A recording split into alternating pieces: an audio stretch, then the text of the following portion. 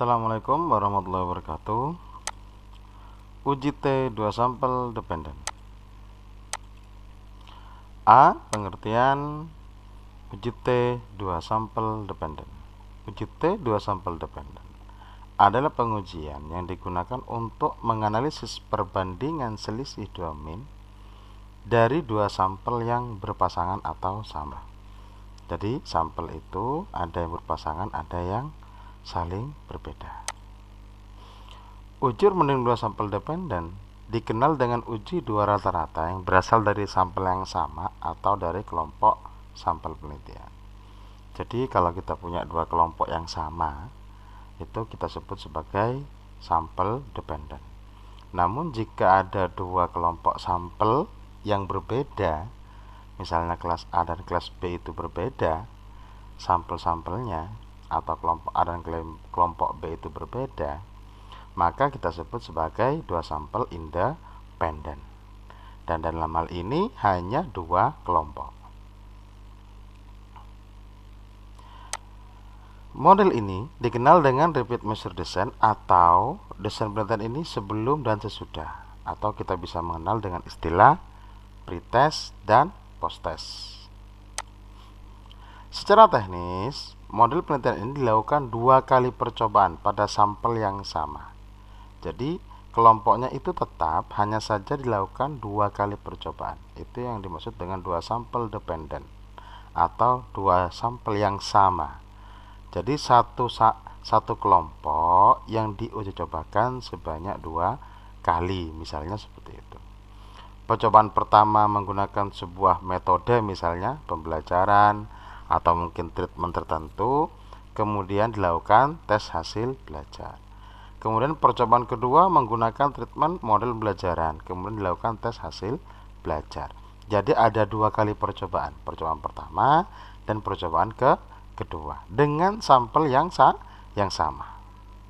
Makanya kita sebut sebagai uji perbandingan. Jadi membandingkan dua kelompok sampel yang sama, misalnya sebelum dan sesudah, atau pretest dan posttest. Persyaratan untuk melakukan uji perbandingan dua sampel dependen, yang pertama, karena ini merupakan bagian dari statistik parametrik, maka sampel dipilih dari keadaan random atau random sampling. Kemudian data berdistribusi normal, di mana kita sudah membahas mengenai uji normalitas suatu data. Kemudian varian kedua sampel sama, ya. Kemudian yang keempat adalah data berbentuk interval atau rasio. Ini adalah persyaratan yang digunakan. Jika tidak memenuhi salah satu saja, maka bisa menggunakan uji alternatif. Dalam hal ini yaitu uji Wilcoxon-Signor. Jadi nanti sebagai misalnya tidak memenuhi syarat ini, bisa menggunakan uji statistik non parametrik. Nah, uji alternatifnya untuk uji perbandingan dua sampel dependen yaitu adalah uji Wilcoxon. Nanti kita bahas juga. Nah, ini dia alternatifnya, uji Wilcoxon-Signor, uji tanda, uji binomial, dan lain-lain. Nanti kita akan menggunakan misalnya kita anggap datanya tidak memenuhi syarat, kita akan gunakan uji alternatif. Prosedur uji perbandingan dua sampel dependen dimulai dari yang pertama, yaitu menentukan hipotesis H0 dan H1. Yang kedua, menentukan taraf signifikansi, sebagaimana misalnya alfanya adalah 1% atau 5% atau 10%. Silahkan pilih salah satu. Kemudian menentukan nilai T hitung dengan rumus T hitungnya sama dengan Y1 bar dikurangi Y2 bar akar sigma D dikurangi D bar tutup kurung kuadrat per N dalam kurung N dikurangi 1. Nanti kita coba hitung secara manual serta menggunakan SPSS. Kemudian menentukan nilai T tabel dengan derajat kebebasan, ada yang menyimbolkan dengan DK atau menyimbolkan dengan DF.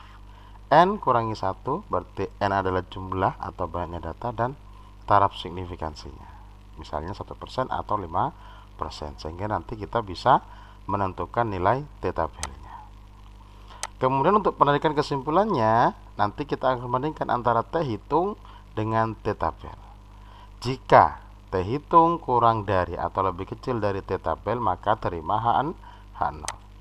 Sebaliknya, jika T-hitung lebih besar daripada T-tabel, maka terima H1. Inilah prosedur uji untuk perbandingan dua sampel dependen. Sebagai contoh latihan, misalnya seorang guru ingin meningkatkan kemampuan baca Al-Quran siswa. Guru tersebut akan menggunakan metode qiraati misalnya. Sini ada dua metode ya. Sampel misalnya diambil dari siswa sebanyak 20 dan diberikan treatment sebelum dan sudah menggunakan metode qiraati. Nah, skor hasil sebelum dan sesudah menggunakan metode qiraati adalah sebagai data di samping. Nah, misalnya ini adalah ujiannya langsung ujian membaca ya, ujian membaca Al-Quran secara lisan. Ini adalah metode biasa sebelum maksudnya, kemudian ini adalah metode qiraati. Ada 20 siswa dengan sampel yang sama. Adapun datanya ini referensinya adalah dari Fajri Ismail 2018. Nah, secara sekilas untuk menerapkan uji hipotesis, maka tentu langkah yang pertama adalah menentukan hipotesis penelitian. Hipotesisnya tadi ada dua, H0 dan H1. H0-nya tidak ada perbedaan rata-rata hasil tes sebelum dan sesudah menggunakan metode qiraati. Sedangkan H1-nya ada perbedaan rata-rata hasil tes sebelum dan sesudah menggunakan metode qiraati. Jadi kedua metode tadi sebelum dan sudah menggunakan metode qiraati itu akan dicek atau akan diuji apakah ada perbedaan sebelum dan sudah atau justru malah tidak ada perbedaan. Nanti kita harus menentukan ada atau tidak ada perbedaan. Yang kedua, menentukan taraf signifikansi. Misalnya kita pilih saja secara arbitrer alfanya adalah 5%. Kemudian kita menentukan nilai T hitung. Di sini saya sudah menghitung nilainya ya, yaitu negatif 4,273. Nanti akan saya bahas bagaimana cara mendapatkan nilai ini secara manual dan juga SPSS. Nah, setelah ketemu baik itu menggunakan cara manual maupun dengan SPSS, barulah kita langkah selanjutnya adalah menentukan nilai T-tabel dengan DK, yaitu N-1, yaitu N-nya adalah 20 dikurangi 119 dan taraf signifikansinya adalah 5%, sehingga didapatkan T-tabelnya adalah 1,729. Nanti juga akan saya jelaskan bagaimana cara mencari nilai T-tabel. Di sini hanya untuk mempermudah pembahasan, jadi saya ringkas bahwa untuk prosedur-prosedur ini cukup ringkas. Setelah ketemu T hitung dan T-tabel, maka kita bandingkan. Ternyata T hitungnya adalah negatif 4, itu sama saja dengan 4. Kemudian untuk T-tabelnya adalah 1,7. Jadi meskipun nilainya negatif, di sini tetap diambil nilai mutlaknya. Maka karena 4,273 lebih besar daripada 1,729, artinya T hitung lebih besar daripada T-tabel, maka terima H0. Sehingga kesimpulannya apa? Berarti ada perbedaan rata-rata hasil tes sebelum dan sesudah menggunakan metode qiraati. Jadi ini yang perlu diperhatikan bahwa uji prosedur ini cukup sederhana, tinggal mengikuti langkah-langkah ini, namun perhatikan dalam menentukan nilai T hitung maupun T-tabel. Sekarang bagaimana kalau kita mencari nilai T hitung ini secara manual? Maka kita bisa menghitung secara manual dengan perhitungan kertas, atau di sini kita bisa mendapatkan bantuan program Excel misalnya. Di sini saya mendapatkan program Excelnya artinya menggunakan menginput datanya ke program Excel untuk mempermudah perhitungan saja. Saya input situs 1 sampai ke 20, kemudian metode biasa saya input saja datanya ke sini. Kemudian metode Qiroati saya input juga ke sini. Kemudian kita cari D-nya. D-nya itu adalah data yang sebelum dikurangkan dengan sesudah. 7 kurangi 5, 2. 5 kurangi 8, min 3. 7 dikurangi 9, min 2. Jadi itu adalah D. Namun sebelum itu ada yang tertinggal bahwa kita harus mencari jumlahnya terlebih dahulu di sini. Jadi untuk yang ini kita jumlahkan. Kemudian kita ketemu rata-ratanya yaitu 5,3. Kemudian yang kedua juga sama, dijumlahkan terlebih dahulu yaitu 134. Kemudian kita cari rata-ratanya atau dibagi 20, hasilnya adalah 6,70. Ini yang kita sebut sebagai Y1 bar yaitu 5,30, dan ini yang kita sebut sebagai Y2 bar yaitu 6,70 atau rata-rata Y1, yang ini adalah rata-rata Y2. Setelah itu seperti yang dijelaskan tadi bahwa ini adalah pengurangan dari data yang pertama terhadap yang kedua, jadi kemudian dijumlahkan. Hasilnya ketemu di sini adalah negatif 228. Kemudian kita bagi, kemudian nanti ketemu adalah min 1,40. Jadi rata-ratanya juga dicari. Sehingga D rata-rata ini kita sebut sebagai D bar dengan simbol ini, ada stepnya di atas, ini D bar. Berarti rata-rata. Nah, sekarang untuk selanjutnya adalah untuk mencari D dikurangi D bar. D-nya adalah yang ini dikurangkan dengan rata-ratanya. Berarti dalam hal ini 2 dikurangi dengan negatif 1,40. Karena negatif ketemu negatif sehingga menjadi 2 ditambah 1,40, sehingga hasilnya adalah 3,40. Kemudian setelah itu yang kedua misalnya lagi min 3 dikurangi dengan min 1,4, sehingga nanti min 1,4 jadi positif, berarti min 2 ditambah min 1,4. Sehingga nanti ketemu yaitu negatif 0,60. Jadi intinya ini dikurangkan saja dengan ini. Yang ini juga dikurangkan. Misalnya 0 dikurangkan dengan 0 dikurangi min 1,40, berarti min ketemu min plus, sehingga 0 ditambah 1,40. Hasilnya adalah 1,40. Dan seterusnya dengan cara yang sama. Setelah itu kemudian berlanjut ke tabel sebelahnya, yaitu tinggal dikotakkan saja D dikurangi D bar dalam kurung kuadrat. Berarti ini tinggal dikotakkan saja. 3,40 dikotakkan 11,56. Kemudian min 1,60 dikotakkan menjadi 2,556. Jadi itu untuk membantu kita dalam menemukan atau mencari nilai T hitung secara manual.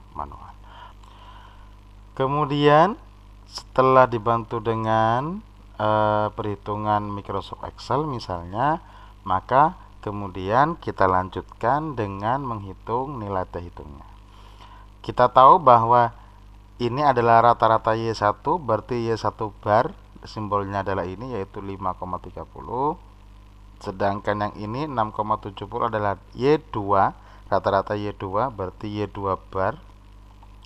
Kemudian sigma dari ini semuanya dijumlahkan, ini adalah jumlahnya 40,80. Jadi setelah dikotakkan nanti dijumlah saja. Kalau di Excel itu lebih mudah sebenarnya. Nah, sehingga nanti ketemu sigmanya atau jumlah totalnya setelah dikotakkan kemudian dijumlah yaitu 40,80. Barulah kalau sudah ketemu semua kita masukkan saja ke sini. T hitung sama dengan Y1 bar dikurangi Y2 bar. Berarti masukkan saja 5,30 dikurangkan dengan 670.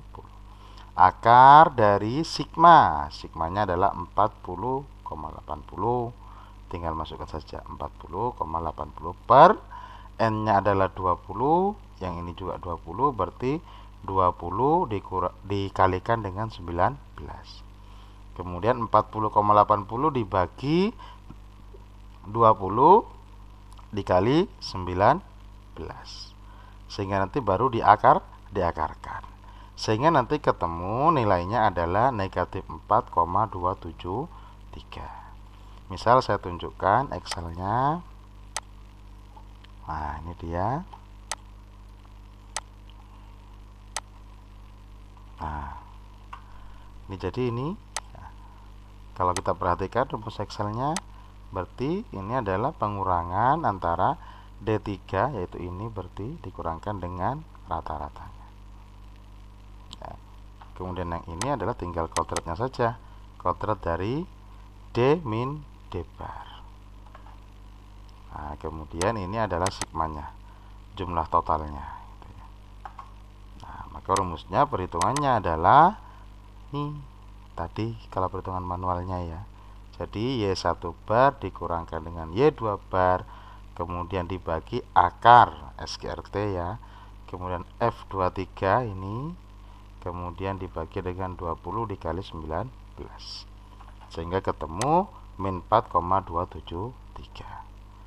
Kalau mau menggunakan lebih manual lagi boleh, misalnya menggunakan oret-oretan di kertas. Jadi ini saya anggap perhitungan secara manual dengan bantuan Microsoft Excel ya. Sehingga ketemu nilainya seperti ini. Selanjutnya adalah akan kita coba perhitungan ini menggunakan program SPSS ya. Namun sebelum itu ya, masih ada satu lagi yang belum disampaikan, bahwa setelah ketemu nilai dari T hitungnya yaitu sebesar ini, maka kita cari terlebih dahulu untuk nilai T tabelnya. Tadi waktu uji hipotesis itu langkah-langkahnya setelah mencari nilai T hitung, kemudian mencari nilai T tabel. Maka untuk mencari nilai T tabelnya saya jelaskan di sini. Misalnya kita sudah punya tadi bahwa DK-nya adalah N dikurangi 1, yaitu 20 dikurangi 1 sama dengan 19. Taraf signifikansinya adalah alfa 5%. Sehingga nanti ketemu T tabelnya yaitu 1,729. Dari mana? Tinggal kita lihat DF atau DK sama saja ya. DF-nya ke bawah sejauh 19 ya, sejauh 19 berarti di sini. Kemudian untuk alfanya ada 5%, kita cari yang 5% yang ini. Nah, sehingga luruskan saja 19 ke arah 5%. Berarti nilainya adalah 1,729. Jadi begitu cara untuk mencari nilai T tabelnya. Dengan syarat diketahui DK dan juga taraf signifikansi. Nah, kalau sudah menggunakan atau mencari nilai T tabel serta T hitung tadi secara manual, maka kemudian dalam langkah-langkah uji hipotesusnya tadi kemudian dibandingkan tadi sudah ya, dan kemudian ditarik kesimpulan. Nah, sekarang bagaimana cara mencari nilai T hitung dengan menggunakan program SPSS gitu ya. Kita coba saja langsung. Langkah yang pertama tentu saja kita harus menginput datanya ya, dengan settingan variabel view-nya seperti ini ya. Kemudian data view-nya tinggal kita inputkan saja, misalnya sebelum dan sesudah, atau metode Kirati dan metode biasa, misalnya seperti itu. Kita coba. Di sini sudah saya siapkan untuk datanya ya. Jadi ini sebelum dan sesudah ini berarti maksudnya adalah metode biasa ya. Kemudian yang sesudah ini adalah metode Kirati. Kita setting seperti ini. Kemudian kita inputkan saja datanya, boleh input manual atau di copy paste dari Excelnya. Kemudian setelah itu untuk uji perbandingan dua sampel dependen, setelah datanya diinput semua, maka tinggal kita klik analyze kemudian adalah compare min, kemudian di sini bisa kita klik Pirate Sample t-test ya. Tinggal klik saja.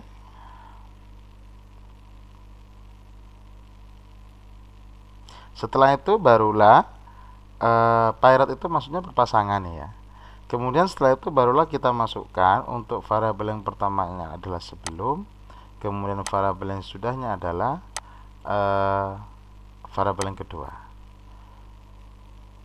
Setelah itu singkat saja, kemudian kita klik OK saja. Nah, sehingga ini adalah Pirate Sample t-test-nya, artinya sampel yang berpasangan, dua kelompok sampel yang berpasangan.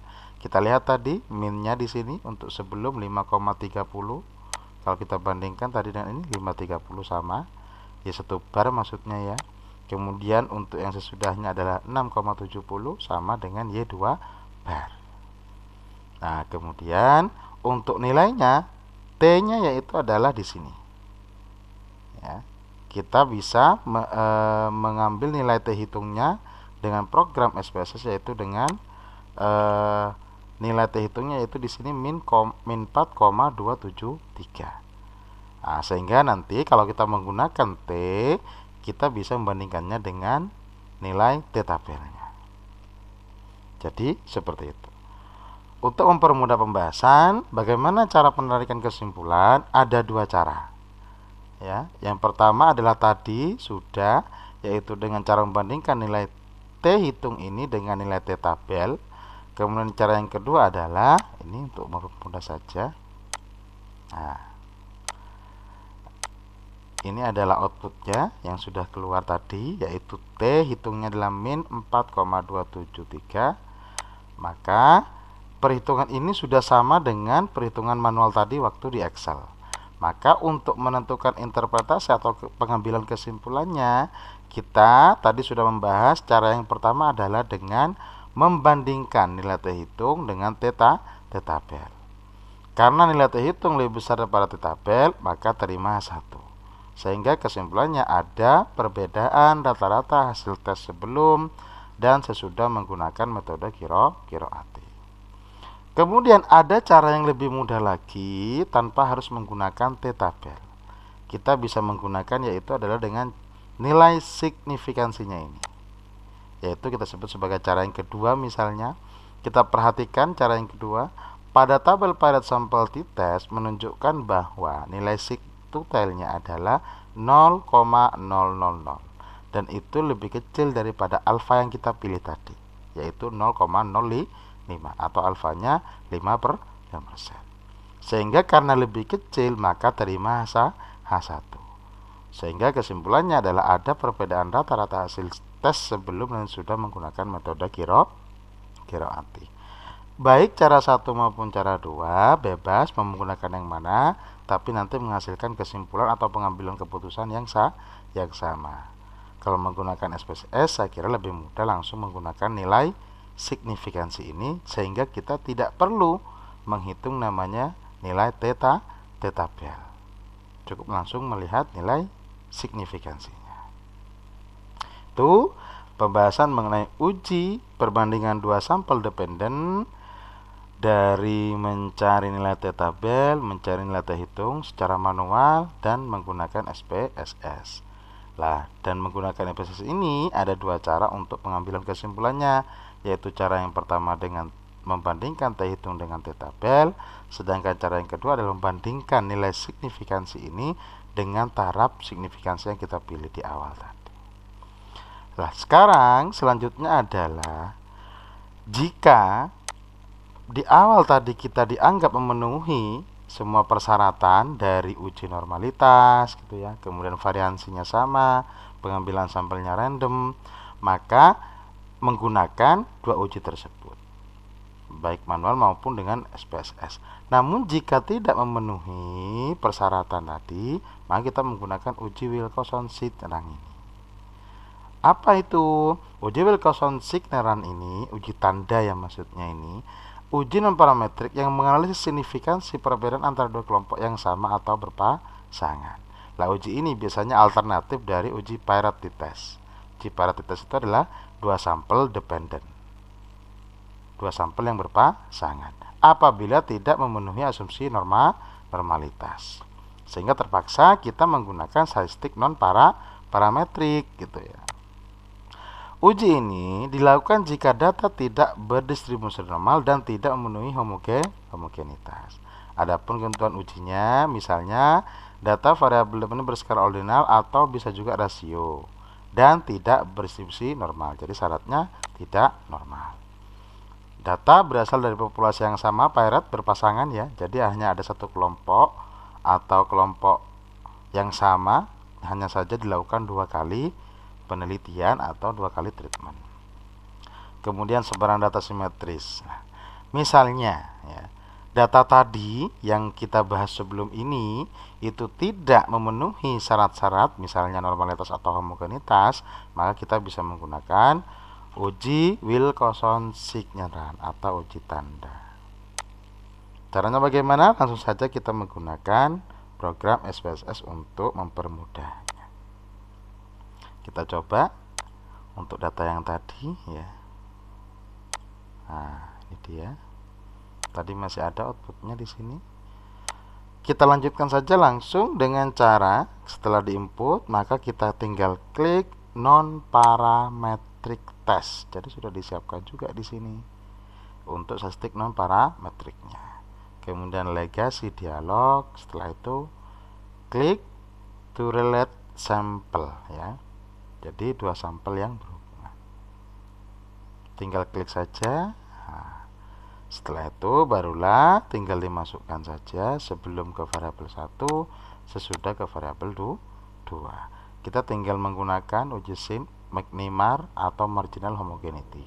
Kita centang saja yang Wilcoxon ya, sebagai alternatif dari uji perbandingan dua sampel dependen yang tidak memenuhi syarat parametrik.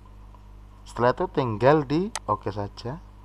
Nah, sehingga ketemu di sini atau keluar outputnya. Wilcoxon Signeran test. Lah, untuk menginterpretasikannya secara singkat langsung saja tinggal kita lihat yaitu nilai signifikansi asimptotik signifikansi totalnya ini yaitu 0,002. Untuk mempermudah pembahasan, misalnya, jadi ini adalah outputnya tadi, ya. Langsung saja kita lihat dari nilai ininya saja, yaitu nilai asimptotik signifikansi itu total. Maka karena nilainya adalah 0,002 kurang dari taraf signifikansi yaitu 0,05, maka dapat disimpulkan bahwa ada perbedaan nilai yang signifikan antara kelompok sebelum dan kelompok sesudah. Hasilnya juga sama dengan statistik parametrik. Hanya saja ini dilakukan sekali lagi untuk yang tidak memenuhi persyaratan.